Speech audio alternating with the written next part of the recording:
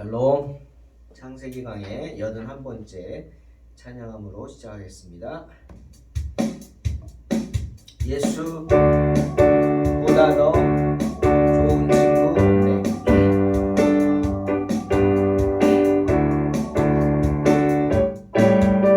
힘있게 예수보다 더 좋은 친구 없네. 예수보다 더 좋은 친구 없네. 예수보다 더 좋은 친구 없네. 예수보다 더 좋은 친구 없네. 괴로울 때 다가와서 마음에 평화 주는 신실하신 나의 참 친구. 외로울 때 찾아와서 친구가 되어주는 사랑 많은 나의 참 친구. 주 예수 사랑하리라. 나의 생명 닿을 때까지. 주 예수 사랑하리라. 나의 생명 닿을 때까지. 예수 사랑, 예수 사랑, 참 좋은 예수 사랑. 예수 사랑, 참 좋은 예수 사랑. 한 번 더. 예수 사랑, 참 좋은 예수 사랑. 아멘. 예수 사랑, 참 좋은 예수 사랑. 세상에서 제일 가는 금으로 유혹해도 예수님만 사랑하겠네. 세상에서 제일 높은 명예를 준다 해도 예수님만 따라가겠네. 주 예수 사랑하리라. 나의 생명 닿을 때까지. 주 예수 사랑하리라. 나의 생명 닿을 때까지. 주 예수 사랑하리라. 나의 생명 닿을 때까지. 주 예수 사랑하리라. 나의 생명 닿을 때까지.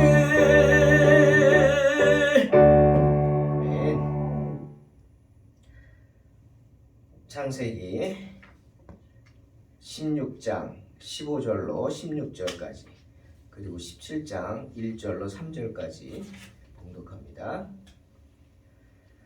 하갈이 아브람의 아들을 낳음에 아브람이 하갈에 낳은 그 아들을 이름하여 이스마엘이라 하였더라. 하갈이 아브람에게 이스마엘을 낳을 때 아브람이 86세이었더라. 아브라함의 99세 때에 여호와께서 아브라함에게 나타나서 그에게 이르시되 나는 전능한 하나님이라. 너는 내 앞에서 행하여 완전하라. 내가 내 언약을 나와 너 사이에 세워 너로 심히 번성케 하리라 하시니 아브라함이 엎드린데 하나님이 또 그에게 일러 가라사대 내가 너와 내 언약을 세우리니 너는 열국의 아비가 될지라. 아멘. 아브라함이 하나님의 음성을 듣고 하란을 떠난 것은 아브라함의 나이 75세 때입니다. 그때는 아들이 없는 아브라함에게 하나님께서 아들을 주시겠다 약속한 때이기도 합니다. 그런데 누구를 통해서 아이를 주신다 하셨습니까? 아브라함이 아이를 낳을 수는 없잖아요. 여자가 낳죠. 바로 다른 이가 아닌 아브라함의 아내 사레입니다. 하나님께서 큰 상급을 약속하셨죠. 그러자 아브라함이 말합니다. 하나님 감사한데요. 자녀도 없는 저에게 상급이 무슨 필요가 있겠습니까? 어떻게 보면 당연한 이야기지만 불평이죠. 속상해서 하는 말입니다. 그리고 그 마음이 나오죠. 차라리 이 모든 재산과 모든 것을 내 종 엘리에셀에게 물려주고 싶습니다. 그러자 하나님이 분명히 말씀하십니다. 아니, 창세기 15장 4절 내 몸에서 날 자가 내 후사가 되리라. 그리고는 아브라함을 이끌고 밖으로 나가서 장막 밖으로 나가 밤하늘을 보게 하시죠. 밤하늘에 뭐가 있어요?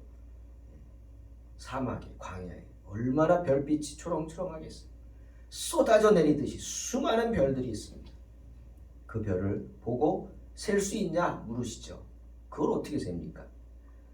그러자 하나님 말씀하십니다. 내 몸에서 날 자손이 하늘의 별과 같이 많을 것이다 말씀하십니다.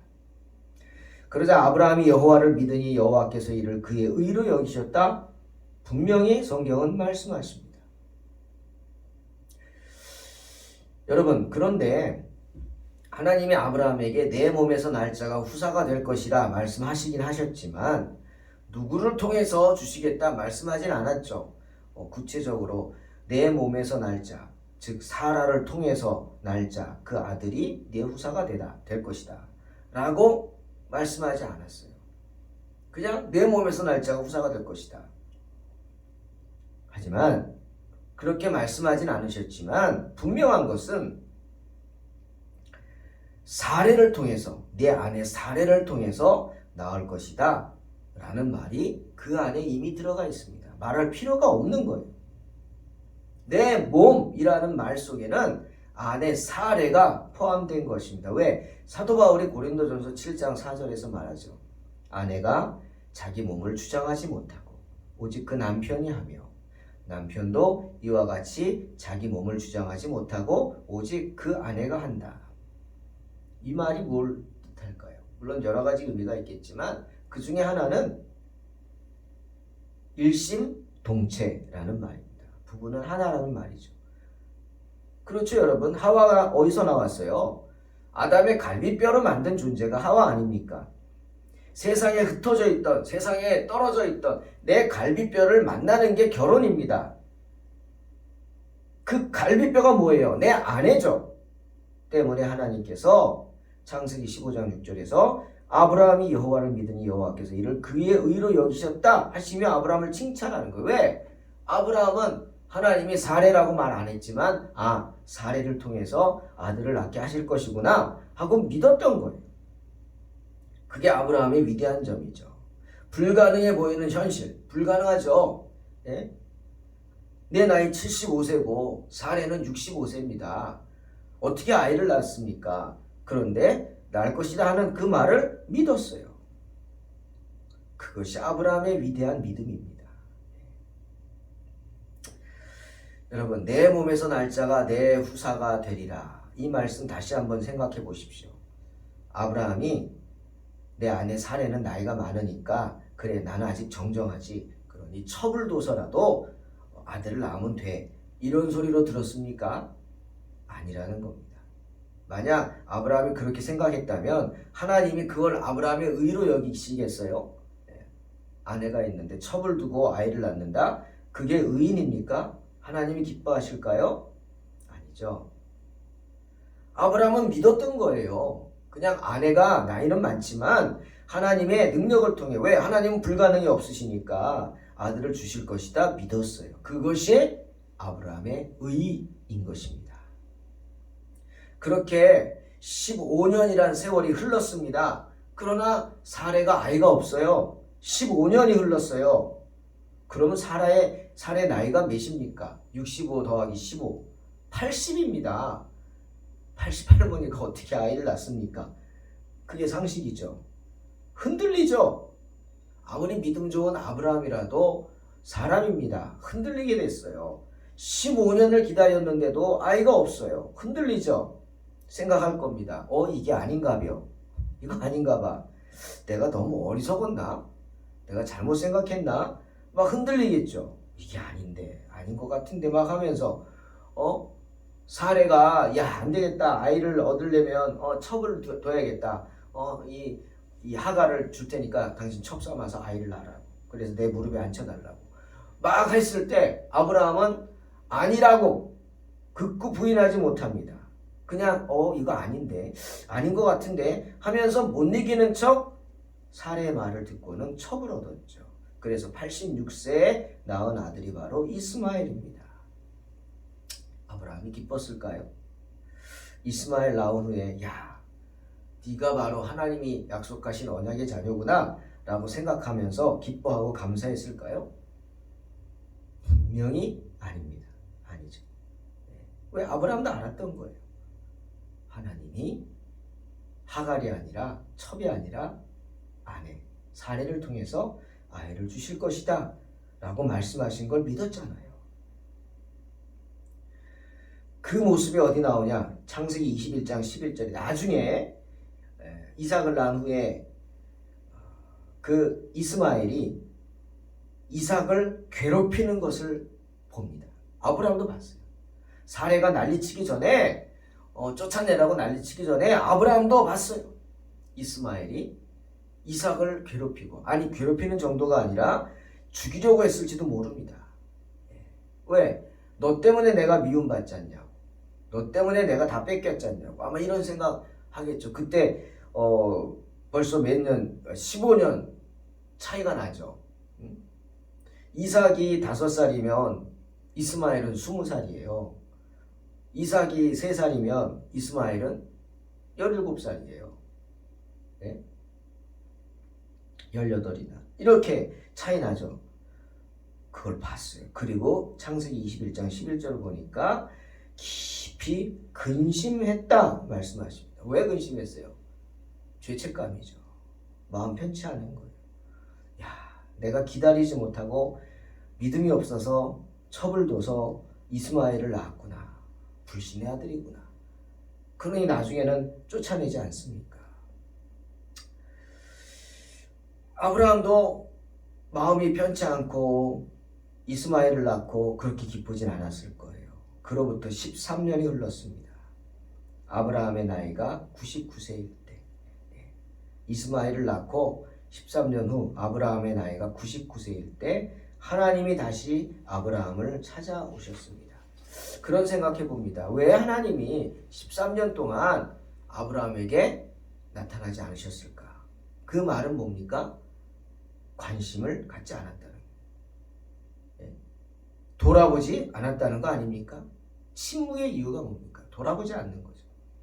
죽든 살든 죽이 되든 밥이 되든 네가 알아서 해라. 왜 그러셨을까? 이유야 간단하죠. 진노하셨기 때문에 화가 나셨어요. 여러분, 성경을 보면 하나님은 진노하시면 스스로를 가리십니다. 하나님은 진노하시면 감추십니다. 자신을 나타내지 않으십니다. 어둠이 오는 거예요. 왜? 하나님은 빛이시기 때문이에요. 하나님은 빛이시기에 어둠을 소멸하는 분이죠. 그러니 약속의 말씀을 믿지 못해서, 기다리지 못해서 죄를 짓고 이스마엘을 낳은 아브라함에게 하나님이 나타나시면 어떻게 돼요? 아브라함은 죽습니다. 죽어야죠. 빛은 어둠을 내쫓잖아요. 빛을 버리고 어둠을 택한 아브라함 죽죠. 하나님은 그걸 두려워하신 거예요. 그럴까봐 나타나지 못하신 거예요. 여러분, 아브라함이 이스마엘을 낳고 살아온 그 13년의 기간이 편했겠습니까? 커가는 이스마엘을 보면서 하나님의 은혜와 사랑을 느꼈겠습니까? 하나님은 응답하지도 않는데 꿈으로도 나타내시고 함께하는 것을 느꼈는데 전혀 그게 없습니다. 또 사례를 보면서 얼마나 마음이 괴로웠을까요? 이스마엘 때문에 속상해하는 사례, 하갈 때문에 속상해하는 사례를 보면서 아내를 보면서 아브라함도 괴로웠을 겁니다. 그래서 13년 만에 아브라함에게 나타나셔서 하나님이 제일 먼저 하신 말씀이 뭡니까? 나는 전능한 하나님이라 라고 자신을 밝히십니다. 너는 내 앞에서 행하여 완전하라 책망하십니다. 너는 완전하지 못했지 않냐? 완전하라, 완전히 행하라 하십니다. 너희 죄를 생각하고 회개하라는 겁니다. 너의 불신의 죄를 내려놓고 이제라도 하나님 앞에 엎드리라 말씀하시는 거예요. 아브라함에게는 13년의 시간이 필요했습니다. 그 시간은 뭐예요? 내 죄를, 자신의 죄를, 불신의 죄를 깨닫게 되는 시간입니다. 그래서 하나님 앞에 서도 하나님 앞에 내가 서서 하나님을 대면해도 죽지 않고 살 수 있도록 정결케 되는 기간이 바로 13년이 걸렸던 것입니다. 때문에 하나님의 부르심을 듣는 내내 아브라함은 하나님 앞에서 엎드려 있을 수밖에 없었죠. 고개를 들 수 없죠. 부끄러우니까. 하나님의 직접적이고 영광스러운 임재 앞에 어떻게 머리를 듭니까? 그 영광의 광채에 압도되어서 엎드릴 수밖에 없었을 것입니다. 그리고 뭘 느꼈을까요? 죄책감이죠. 자신의 보잘것없음. 그리고 그렇게 무가치한 나에게 베풀어 주신 하나님의 영광, 다시금 나에게 나타나신 그 하나님의 영광스러운 모습을 보고 부끄러웠을 것입니다. 그래서 엎드린 거죠. 사랑하는 성도 여러분, 하나님은 그렇게 다시금 회개하고 돌이킨 아브라함을 용서하십니다. 그리고 아브라함과 새로운 언약을 세우시죠. 하지만 언약을 세우기 전에 뭡니까? 내가 누구인지를 알려줘야죠. 확실하게 알려줘야죠. 예? 그냥 지나가는 행인하고 언약하면 그게 약속입니까? 아니죠. 지나가는 사람하고 한 약속하고 아버지하고 한 약속하고 같습니까? 다르죠. 때문에 하나님은 하나님 자신이 어떤 분인지 아브라함에게 분명히 알려주기를 원하셨습니다. 그런데 성경에 보면 여호와다 라고 하나님 이름을 알려주지 않습니다. 그 이야기가 출애굽기 6장 3절에 나오죠. 모세에게 하나님 이렇게 말씀하세요. 내가 아브라함과 이삭과 야곱에게 전능의 하나님으로 나타났으나 나의 이름을 여호와라 하고 그들에게 알리지 아니했다. 분명히 말씀하세요. 하나님은 아브라함에게 여호와다 나는 라고 알려주지 않고 뭐라고? 전능의 하나님이다 하셨어요. 전능하신 하나님. 전능자. 영어로 almighty. 못할 것이 없는 전능자. 히브리어로는 뭐예요? 엘 샤다이. 불가능할 것이 없는 분이라는 뜻입니다. 아브라함은 어떻게 했어요?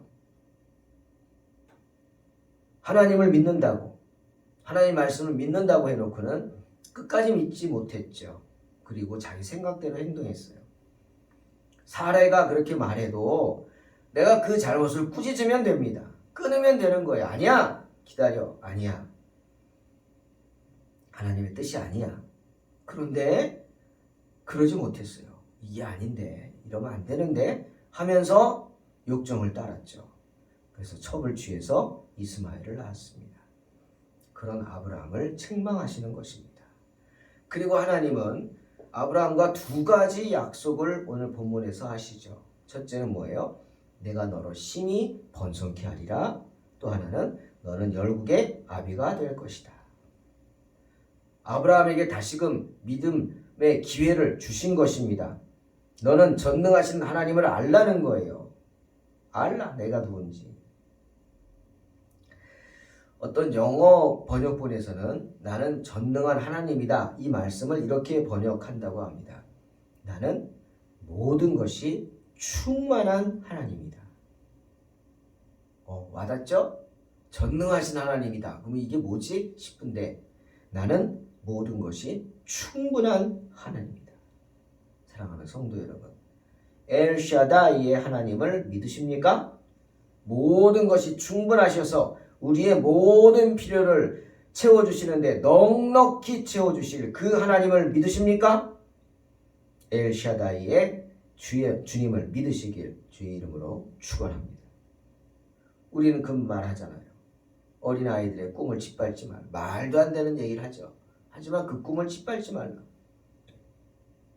그렇듯이 여러분의 믿음에도 한계를 긋지 마시기 바랍니다.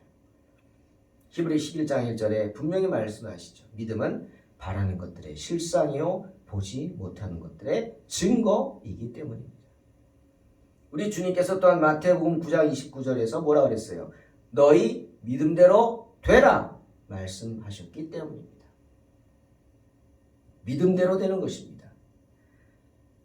사랑하는 성도 여러분, 우리는 하루하루를 주님 바라보고 경건하게 살기를 원합니다. 그렇죠?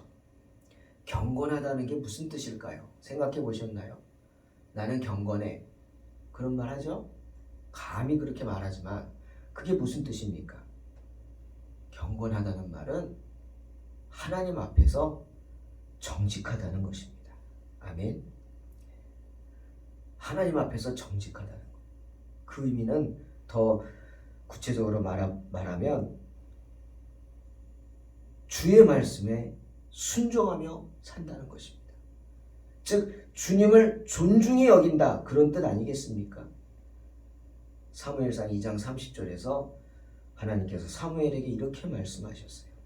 나는 나를 존중히 여기는 자를 내가 존중히 여기고 나를 멸시하는 자를 내가 경멸히 여기리라 말씀하셨습니다. 내가 주님을 높이고 주님을 존중하면 주님이 나를 높여주시고 나를 존중해 주실 줄로 믿습니다. 그게 경건하게 사는 거예요. 정직하게 말씀에 순종하면서. 사랑하는 성도 여러분, 능력 있는 삶을 살기를 원하십니까? 능력 있는 삶. 그게 뭐예요? 나의 삶 속에서 주님의 능력을 행하며 사는 거죠. 엘샤다이의 하나님을 만나 그 능력을 행하며 살고 싶죠? 그렇다면 어떻게 해야 돼요? 주님과 더불어 살아야 합니다. 주님과 더불어 사는 사람. 무슨 뜻이에요? 주님이 행하시는 대로 그 말씀에 순종하는 사람이죠. 그런 사람만이 주의 능력을 받을 수 있기 때문입니다. 잠언 8장 17절에서 주님 분명히 말씀하시죠. 나를 사랑하는 자들이 나의 사랑을 입으며 나를 간절히 찾는 자가 나를 만날 것이니라. 언제나 주님 말씀에 순종하면서 주님을 존중히 여기며 살아가시기를 주의 이름으로 축원합니다. 아멘. 기도하겠습니다. 하나님 아버지 감사합니다. 오늘도 주님 앞에 주의 말씀을 묵상하며 나아갑니다. 하나님, 어리석은 저희들 붙잡아 주시고 항상 주의 은혜 가운데 더불어 살 수 있게 축복하여 주시옵소서. 하나님, 저희들은 정말 경건하게 살기를 원합니다. 주님을 존중히 여기며 주의 말씀 순종하며 살기를 원합니다. 주님 도와주시옵소서. 저희들은 정말 능력 있는 삶을 살기를 원합니다. 주님과 더불어 살 수 있게 하시고 주의 말씀에 순종하며 주의 능력 받게 하여 주시옵소서. 감사드리며 예수님의 이름으로 기도하옵나이다. 아멘. 믿음으로 승리하시기 바랍니다.